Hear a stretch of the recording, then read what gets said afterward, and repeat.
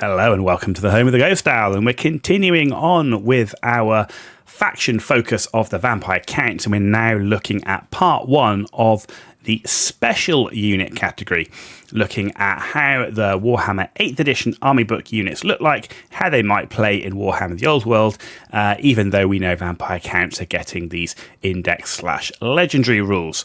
So, moving on, what have we got? Vampire Count Special Units, we're starting off with the Corpse Cart. Above average wounds and attacks, low movement, initiative, and leadership. It is a chariot. It's 5+.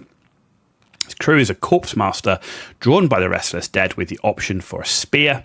He can also take Balefire, which an enemy wizard is -1 to cast in 24 inches, or Unholy Lodestone, friendly wizard in 6 inches, rerolls d6 for the invocation of Nehek. So if you roll a low score for raising models, you can reroll that and try and raise some more. Unit size of 1. He comes with Undead. You get the 2d6 random attacks from the Restless Dead, so that's not shabby. And if he does charge, you'll get the impact hits. Also comes with regeneration, and you get Vigor Mortis. Now, this is the key rule for the Corpse Cart and what makes it an actually worthy choice. If the Corpse Cart is augmented by a Law of Vampire spell, all units in 6 inches gain always strike first, including zombies. So zombies have their rule, which is they always strike last.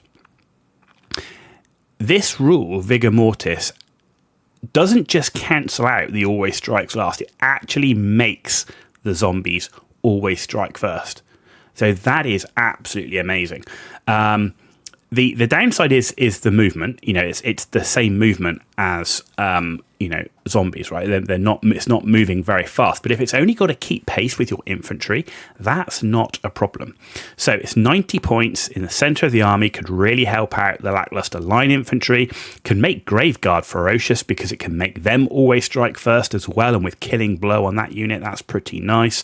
And it increases the durability. That ability to re-roll the D6 invocation of Nehek also being great. So that's why I would normally go for the Unholy Lodestone over the Balefire. And you can see the model there on the right hand side, pretty gory but pretty flavorful at the same time.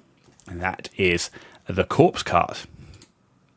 The Graveguard. Now this is your elite infantry. Stats wise, well, really they've only got above average toughness. Their weapon skill's not great for elite infantry, neither's their initiative or leadership. They come with a hand weapon, heavy armor and shield, but they can also take great weapons. Unit size 10+, they can have full command. Their special ability really is the Killing Blow, which, let's face it, Killing Blow is a great special rule. Now, I always took a unit of at least 20, it's 240 points. If you take the great weapons as well. I do like the great weapons. That extra strength is nice. And supported by a Corpse Cart, you gain that sort of always strikes first. With Killing Blow and a White King, with the high leadership, the White King has a leadership of 9, which is really great. The ability to replenish models, utilising the Corpse Cart and supporting casters, It's a must to include. And the miniatures I actually thought looked quite nice. And you have to think back in the 8th edition, you saw the previous 8th edition skeleton warriors. You could clearly see the difference. These are clearly heavily armoured. They've got the chainmail, some of them across the faces, the elaborate helmets and so on, and some quite nice shields. So overall, I like the look of the miniatures, and they actually did really pretty well on the tabletop as well, and I think always worth including at least one unit of Graveguard. And that Killing Blow rule, if you roll hot, can really threaten some tough enemy elite infantry, and does make an enemy general think twice about taking the Graveguard on. Next up are the Black Knights. They've got above average movement and toughness, and same as the Graveguard, low weapon skill, initiative and leadership. Hand weapon, heavy armor and shield, but they can also take barding and lances. Unit size of 5+ and full command. Now they do come with Killing Blow, and they do come with Spectral Steeds, which is ethereal for movement only. Cavalry already had limitations in the 8th edition. We talked about that before. Against the meta of the large infantry blocks, cavalry on their own just couldn't charge infantry blocks and break them. They were generally just too big and too robust.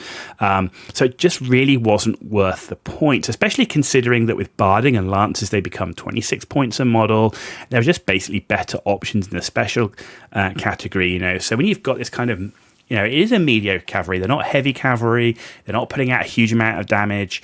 So yeah, maybe if you've got some points, I just think there are better choices in the special category than taking the Black Knights. The cavalry just wasn't good enough in the 8th edition meta to take an average cavalry unit, and I think that's really one of the issues of where the Black Knights were.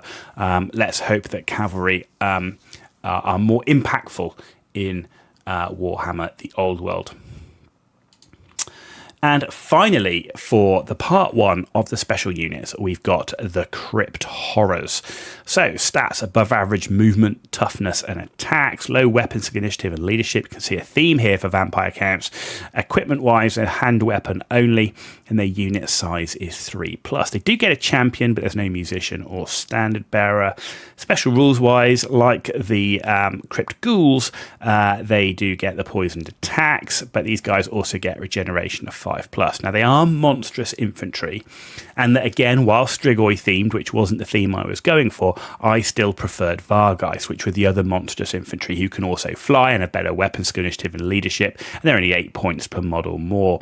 So Crypt Horrors, to be honest, I think they needed better durability in the form of regeneration, maybe 4+, maybe another wound to be worthy consideration. They're going to get shot at, they're going to get attacked back with that low initiative. Their durability just wasn't enough to take them over Vargeist, which would have more damage output and could fly. So, theming of Strigoi aside, it's just there were better options. And they're not terrible, but there are just better options out there. And like I said, I just don't think they had enough durability to justify taking them. And there you go. That brings us to the end of part 1 of our Vampire Count special units. Got part 2 still to come. Hope you found this video useful. If you liked it, give it a thumbs up. If you didn't know, give it a thumbs down. Let me know why in the comments down below. And as always, if you want to see more content, and there is plenty to come, please hit that subscribe button. It's free for you to do. It means a huge amount for me, so thank you for that in advance. You've been watching The Ghost Hour. Tune back in for part 2 of our Vampire Count special units.